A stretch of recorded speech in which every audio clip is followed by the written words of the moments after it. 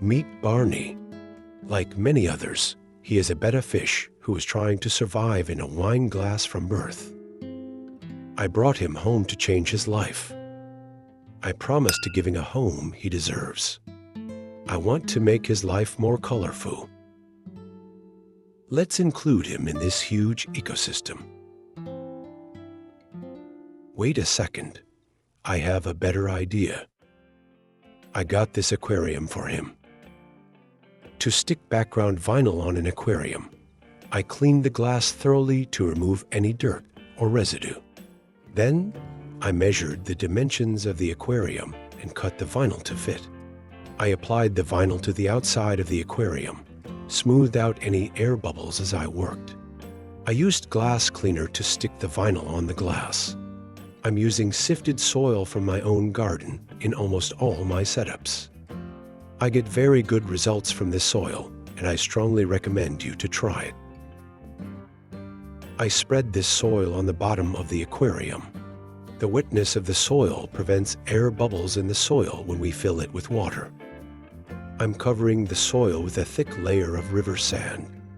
River sand is a natural material and has no effect on water parameters. Rinsing this sand thoroughly before putting it in the aquarium will prevent our water from becoming cloudy.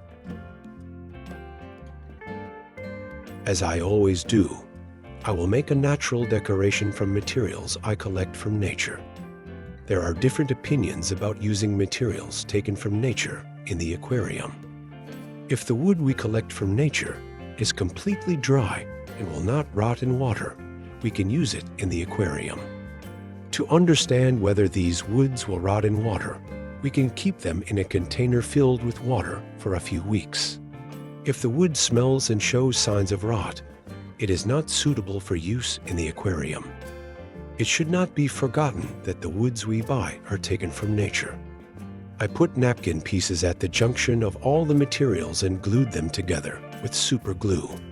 Super glue is harmless for use in aquariums. Here is the final design. Natural, simple, and aesthetic. I'm adding a little more sand to the back of the aquarium. The back will be higher than the front, giving a more natural look. It is very important to start with heavily planting in the dirted tank setups. Plants will quickly consume nutrients in the water, soil, and reduce algae formation. In my dirted tank setups, I use 3 different types of plants: root feeding plants, water feeding plants, and floating plants.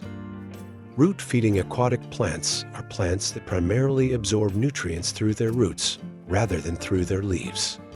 These plants typically have extensive root systems and rely on nutrients present in the substrate for their growth and development. Water-feeding aquatic plants are plants that primarily absorb nutrients through their leaves or stems from the water column, rather than through their roots. These plants typically have specialized structures, such as fine roots or leaves with surface structures called stomata, that allow them to absorb nutrients dissolved in the water. During the planting process, keeping the plants moist is crucial. Planting takes time, and we don't want to make them dry. I'm planting plants that grow faster in the background, slightly shorter plants in the middle ground, and ground plants in the front. This may vary depending on your choice and the location of your light. I chose plants that do not have too many requirements. We can easily grow these plants in low light and without the need for extra CO2. Here is the final image before adding water. I'm using this simple LED light. The light does not need to be very strong. It will illuminate 4 to 5 hours a day for the first setup and 8 hours a day in the following weeks. I'm putting these bags on the plants when filling the tank with water.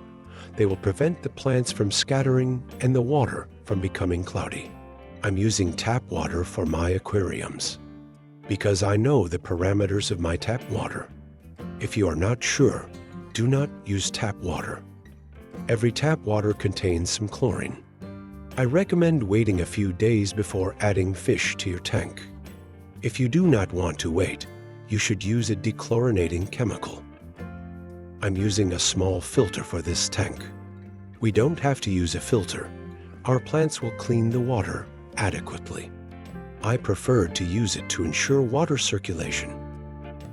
The water is a little cloudy. This is very normal. I'm waiting a week after filling the water. As you can see, after a week, the water is crystal clear.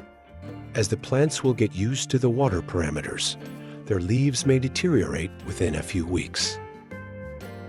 I'm cutting off the bad leaves and remove them from the aquarium. Floating plants offer several benefits in an aquarium. They absorb excess nutrients like nitrates and phosphates, helping to prevent algae overgrowth and maintain water quality. They provide shade, which can help reduce stress for fish and prevent excessive light from reaching the bottom of the tank where algae might grow. I would like to introduce you to the first creatures of the ecosystem, horned nerite snails. One wasn't enough, so I bought a handful. Horned nerite snails are small freshwater snails known for their distinctive horns on their shells. They're popular in aquariums because they eat algae and help keep tanks clean. They're peaceful and easy to care for, making them a favorite among hobbyists. Our next creatures are shrimp. Shrimp are known to consume algae as part of their diet. Algae can provide essential nutrients for shrimp, depending on the species and their habitat. Next one is Otocinclus. One of them got stuck in the net. Luckily, he made it. Otocinclus, also known as otos or dwarf suckermouth catfish, are primarily herbivorous fish that feed on algae.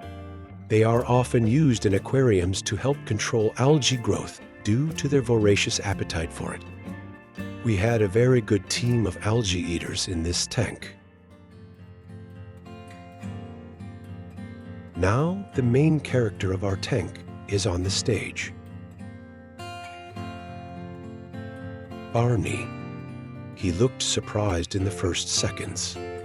He didn't know that the world was this colorful and livable. Maybe he wasn't even aware that there were other living things on Earth. Barney looked around and slowly moved to explore this new world. He checked every corner of his new home.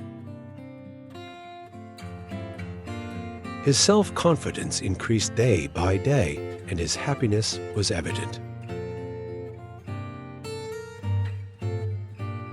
Betta fish are trying to survive in an environment that is not suitable for them. Just because they don't die doesn't mean they live a healthy life.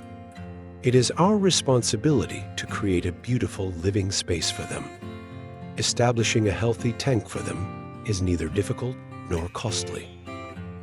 In this video, I tried to provide a nice aquarium for Barney as I promised. I hope he will have a healthy life in it. Thank you so much for watching this video. See you in the next one. Peace and love.